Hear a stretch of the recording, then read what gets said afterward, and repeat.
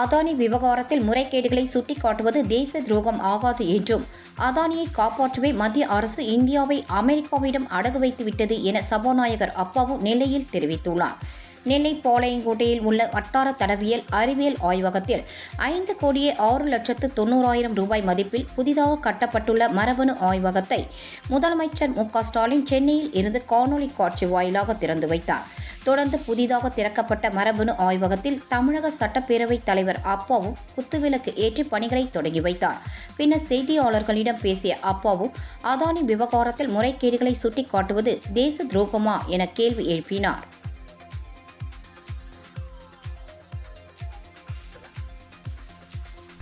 நேற்று கூட நம்முடைய மாண்புமிகு எதிர்க்கட்சி தலைவர் பேசுறதுக்கு அவங்க அதாவது இப்படி நம்முடைய மாண்புமிகு நம்முடைய பாராளுமன்ற எதிர்க்கட்சி தலைவர் என்ன குற்றமா தேச விரோத செயல் பேசுனாங்க சொல்லுமா? இதே வீடியோவும் எடுங்க. 2014க்கு முன்னால அண்ணாசாரேன்னு ஒருவர் படுத்து கிடந்தாரு. அந்த வீடியோவையும் எடுத்து பாருங்க. அப்போ பார்லிமெண்ட் எப்படி நடந்துன்னு ரெண்டையும் ஒப்பிட்டு எங்க போடுங்க, உங்க தொலைக்காட்சியில போட்டு, இது பாரத பிரதமர் ஆவதற்கு முன்னால் நாடாளுமன்றத்தினுடைய நிலைப்பாடு, இன்னைக்கு இந்த நிலைப்பாடு போட்டு ஒரு கம்பாரிசன் கொடுங்க. நாட்டு மக்களுக்கு அழகா தெரியும். தனிநபர் மசோதா ஒரு பாரதிய ஜனதா எம்பி கொண்டு வந்திருக்காங்க.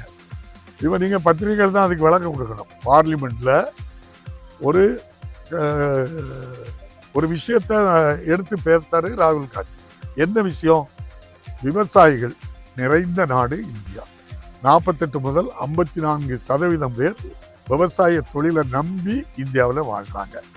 ஏற்கனவே விளை பொருளுக்கு விலை இல்லை.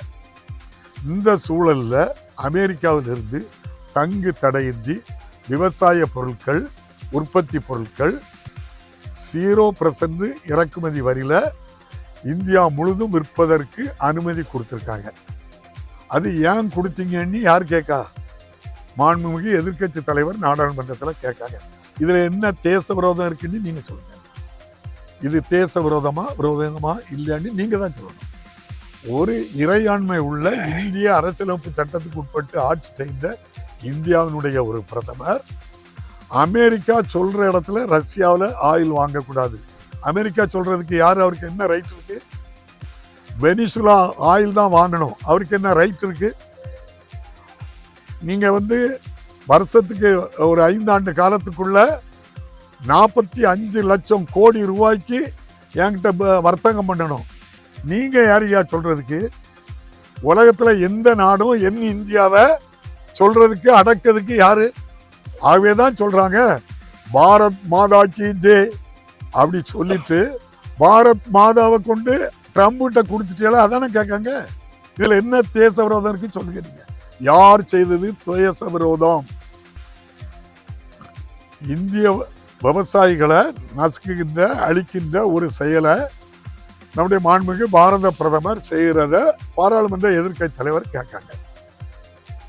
இதை நீங்க தேச விரோதம் ஒரு பாரதிய ஜனதா கட்சி எம்பி பண்ணா நீங்க பத்திரிகைகள் தான் சொல்லணும் யார் தேச விரோதம்னு சொல்லி.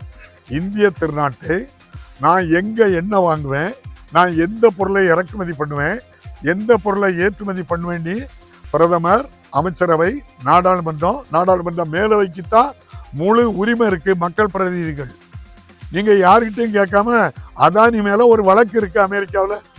அதானி மேல இருக்கக்கூடிய வழக்க அதானியை காப்பாத்துறதுக்காக நீங்க 140 கோடி மக்களை காவு கொடுக்கணுமா? அப்ப அதை கேட்டா தேச விரோதமா? அப்ப நான் இப்ப கேட்கேன், நான் ஒரு அரசியல்வாதி, நான் தினம் பத்திரிகை படிக்கிறேன், நடப்ப கேட்கேன், நான் தேச விரோதியா? இது என்ன நியாயங்க? நீங்க தானே சொல்லணும் இதை. ஆகவேதான் நான் சொல்றேன், அதானியை காப்பாற்றுவதற்காக இந்திய திருநாட்டை மாண்புமிகு பாரத பிரதமர் அவர்கள் அமெரிக்கா ட்ரம்பிடம் அடகு வைத்து விட்டார்கள். இவருடைய இயலாமை, பலவீனம், எதிர்த்து கேட்க திராணி இல்லை.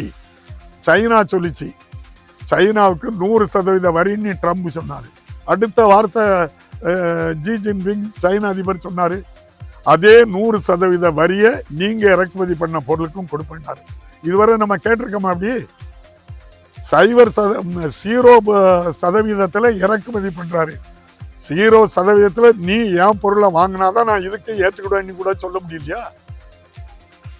என்னங்க நீங்க ஜிஎஸ்டி வரிய 40% பிறகு அதை 18 மீங்க குறைத்த மாண்புக்கு பாரதவருக்கு நன்றின்னு கட்டி பிடிப்படா. இது என்ன அநியாயம் நடக்கு நாட்டில்? யாருமே கேட்க விடாதா?